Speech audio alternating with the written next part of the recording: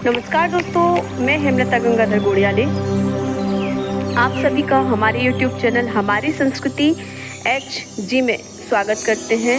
और शिवरात्रि के पावन पर्व पर एक ऐसे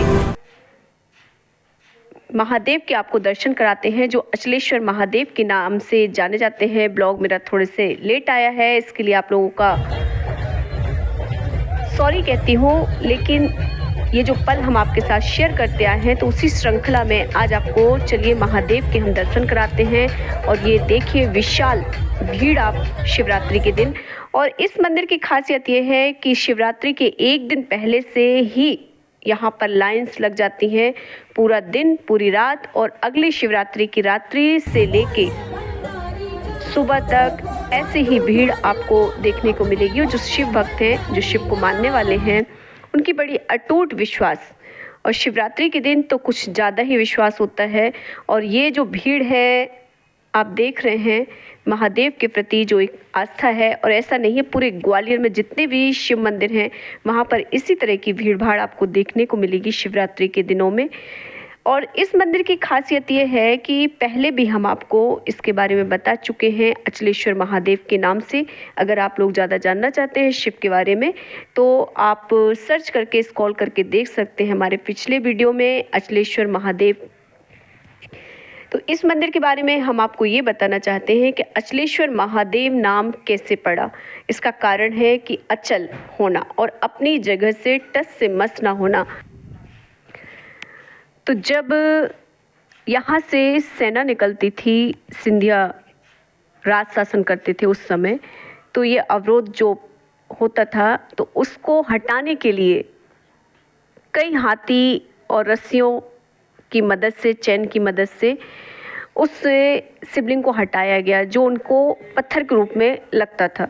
लेकिन वह जब स्थिर रहा और नहीं हटा, तब अनुभवियों द्वारा ये बताया गया कि ये महादेव हैं, और इस वजह से यहाँ इनका नाम अचलनाथ महादेव पड़ा।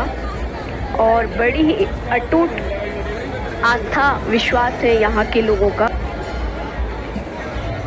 तो वो जो आस्था विश्वास महादेव को मानने वालों की है वही यहाँ पर है।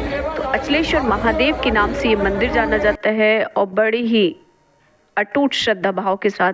और आप लोग भी दीदार कीजिए, और इन्हें इस तरह से चांदी से कवर करके अचलेश्वर महादेव का ये रूप भी आप दर्शन कीजिए।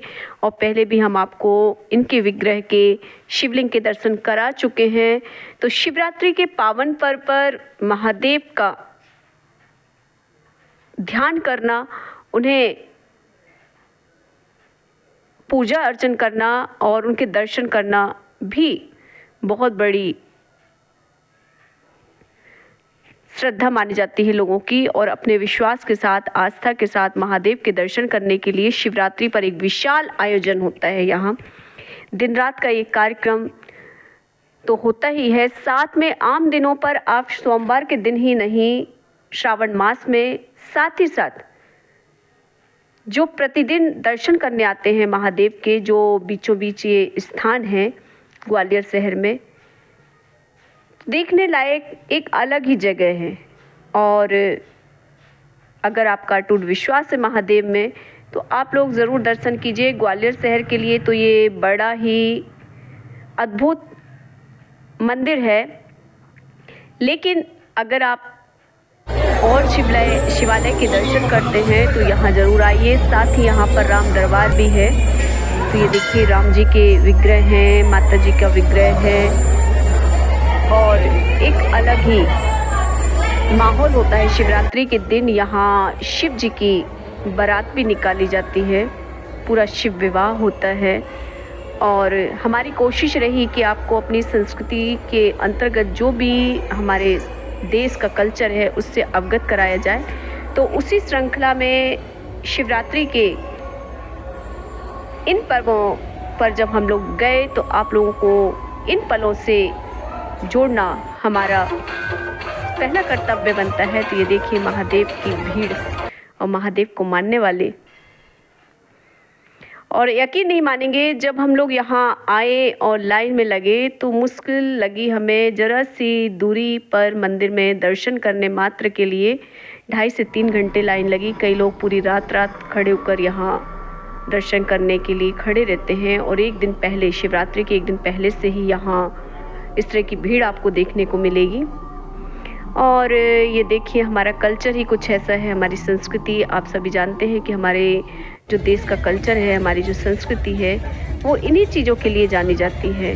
तो आप लोग भी इन पलों को एंजॉय करें हमारे साथ। और जब भी आपकी इच्छा हो महादेव के दर्शन करने के लिए, तो जिस तरह से आप और जगहों पर जाते हैं महादेव के दर्शन करने, तो यहाँ भी आइए। ग्वालियर शहर तो पूरा उमड़ पड़ता है। बच्चे हों, बड़े हों, बुजुर्ग हों, सबका एक अलग उत्साह आपको देखने को मिलेगा। एक दिन पहले से ही शिवरात्रि का पर्व। और ऐसा नहीं है कि इस मंदिर में, यहाँ पर जो ग्वालियर शहर में जितने भी शिव मंदिर हैं और जितने भी शिव भक्त हैं, आपको इसी तरह देखने को मिलेगा। इससे पहले भी मैंने पिछली शिवरात्रि पर दिया था, आपको गुप्तेश्वर महादेव के दर्शन करवाए थे। तो आप लोगों से अनुरोध है कि बड़ी मेहनत करके हम लोग ये ब्लॉग्स लेकर आते हैं और मेरी कोशिश रहती है कि आप तक वो चीज़ें पहुँचे जो हमारा कल्चर है। तो प्लीज़ इसी तरह जुड़े रहें। Thanks for watching.